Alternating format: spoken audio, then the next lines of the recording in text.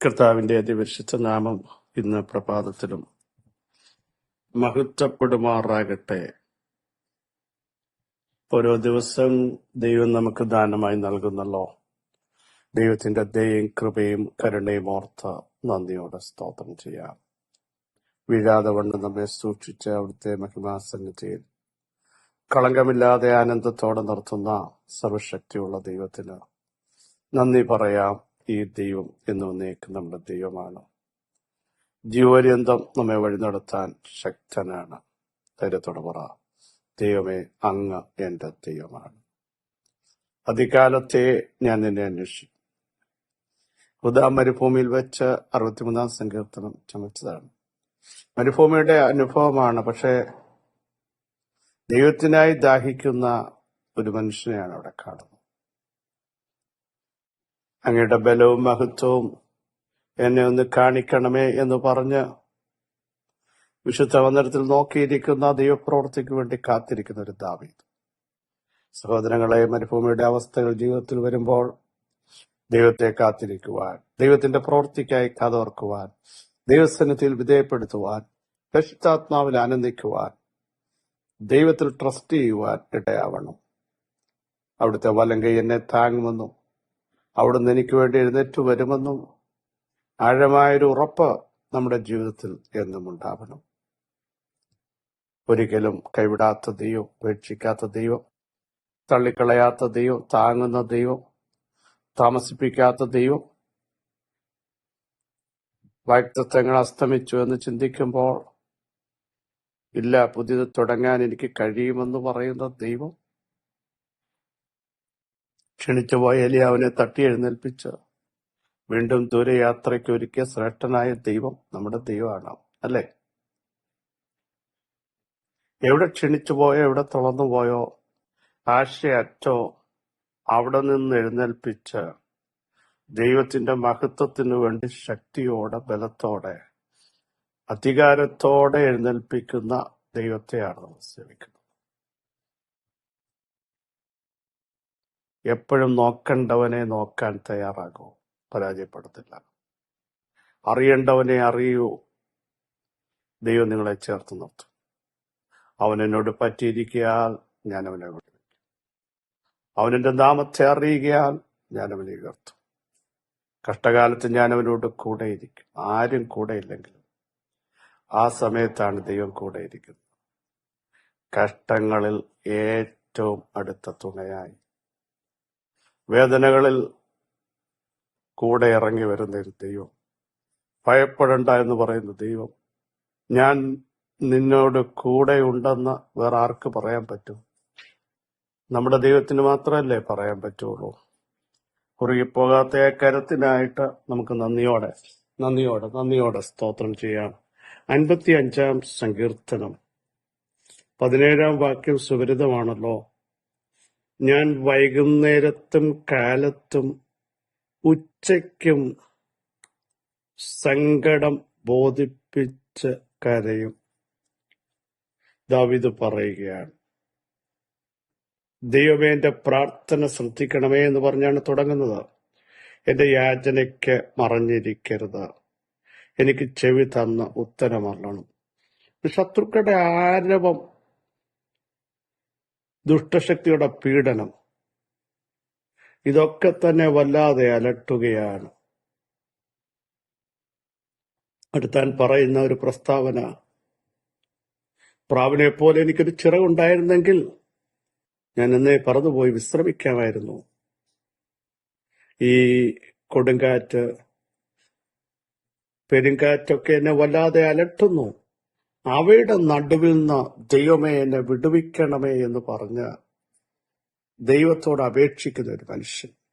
എന്നിട്ട് പറയുന്നു, ഞാൻ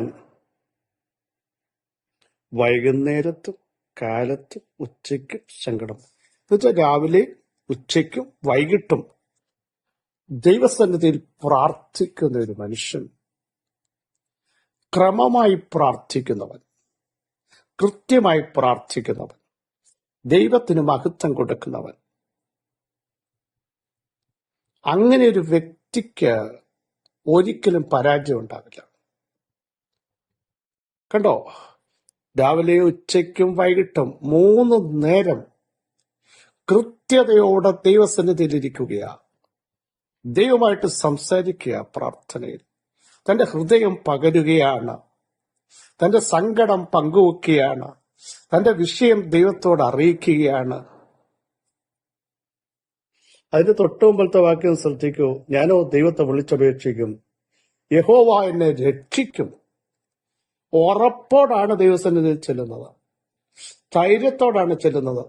കൊടുങ്കാറ്റുണ്ട്, പെരുങ്കാറ്റുണ്ട്, ദുഷ്ടന്മാരുടെ പീഡനമുണ്ട്, ആരവമുണ്ട്, വെല്ലുവിളികളുണ്ട്.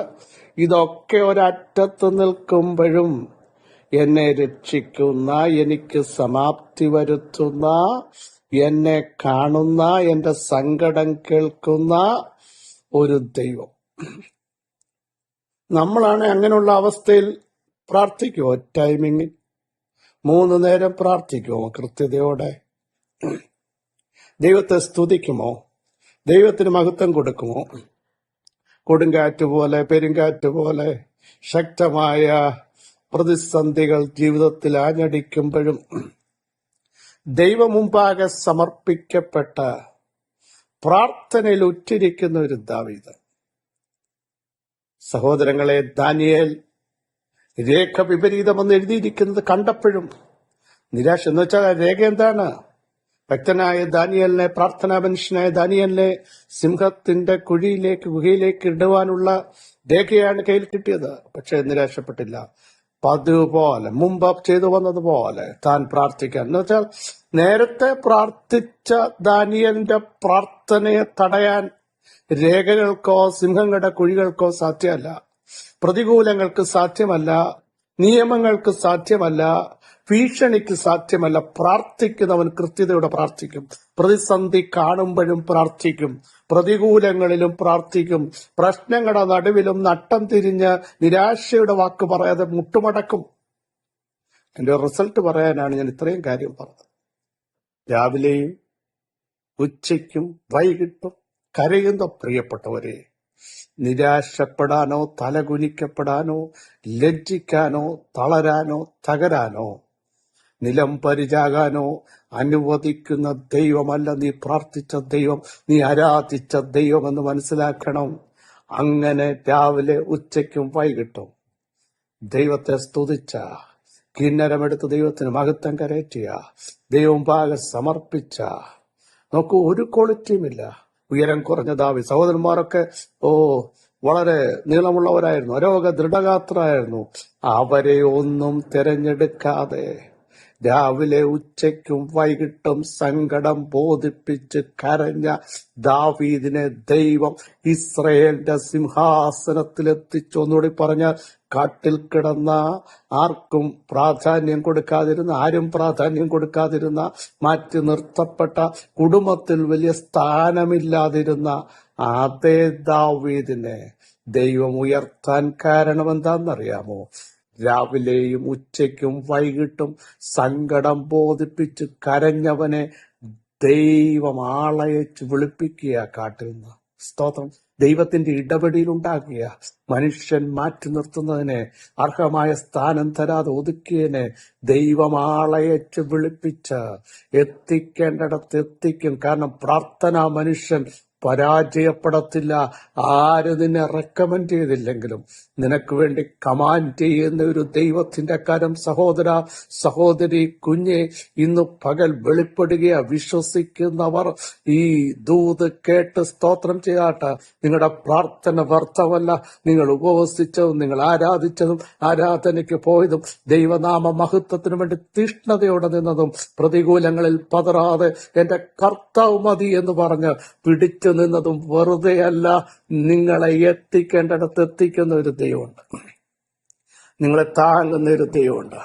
നിങ്ങളെ കരുതുന്ന ഒരു ദൈവമുണ്ട്. നിങ്ങളെ കാക്കുന്ന ഒരു ദൈവമുണ്ട്. പൊസിഷൻ മാറ്റുന്ന ഒരു ദൈവം. ദാവീദേ, ഇനി നീ കാട്ടിലല്ല, ഇനി നീ കാട്ടിൽ കിടക്കേണ്ടവനല്ല.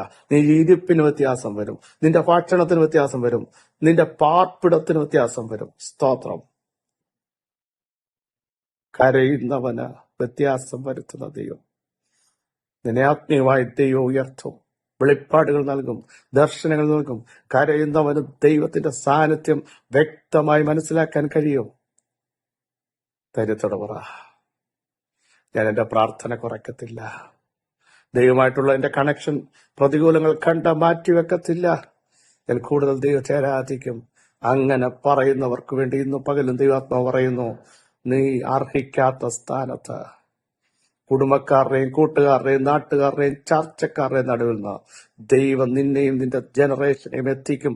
ആ വിശ്വസിക്കുന്നവർ ആമേൻ പറയൂ. യേശുവിന്റെ നാമത്തിൽ സർവശക്തിയുള്ള ദൈവമേ, സ്വർഗീയ പിതാവേ, ഈ വചനത്തിന്റെ ശക്തി ഞങ്ങളുടെ പ്രിയപ്പെട്ടവരുടെ മേൽ ഇന്ന് പ്രഭാതത്തിൽ വ്യാപരിക്കട്ടെ. രാവിലെ ഉച്ചയ്ക്കും വൈകിട്ടും സങ്കടം ബോധിപ്പിച്ച് കരയുന്നവന്റെ അവസ്ഥയ്ക്ക് വ്യത്യാസം വരുത്തി അവനെ എത്തിക്കേണ്ടിടത്ത് എത്തിച്ച് എല്ലാവരും കാണുക, മേശയൊരുക്കിയ ദൈവത്തിന്റെ കരം ഇന്ന് പകൽ പ്രാർത്ഥിക്കുന്നവർക്ക് വേണ്ടി വെളിപ്പെടുത്തുന്നതിന് സ്തോത്രം. നിരാശപ്പെടാതെ പ്രാർത്ഥിക്കുവാൻ, വീണ്ടും സങ്കടം ബോധിപ്പിക്കുവാൻ, മുട്ടുകുത്തുവാൻ ഞങ്ങളുടെ പ്രിയപ്പെട്ടവരെ എല്ലാം ഇടയാക്കണമേ. യേശുവിന്റെ നാമത്തിൽ വിടുതൽ വ്യാപരിക്കട്ടെ. യേശുവിന്റെ നാമത്തിൽ സകല നിരാശകളും മാറട്ടെ. ദൈവത്തിന്റെ പ്രവൃത്തി ഇന്ന് പകൽ വെളിപ്പെടുത്തുന്നതിന് സ്തോത്രം. സകല മഹത്വമായ യേശുവിൻ നാമം തന്നെ. ആമേൻ ആമേൻ. ക്രിസ്തു വാത്സല്യ സഹോദരങ്ങളെ, ധൈര്യത്തോടെ ദൈവകൃപയോടെ മുമ്പോട്ട് പോകൂ. നമ്മുടെ ദൈവാത്ഭുതങ്ങളുടെ ദൈവം ഈ വചനങ്ങളോട് സഹായിക്കട്ടെ. ക്രിസ്തുവിൽ നിങ്ങളുടെ സഹോദരൻ പ്രശ്നിക്കുക.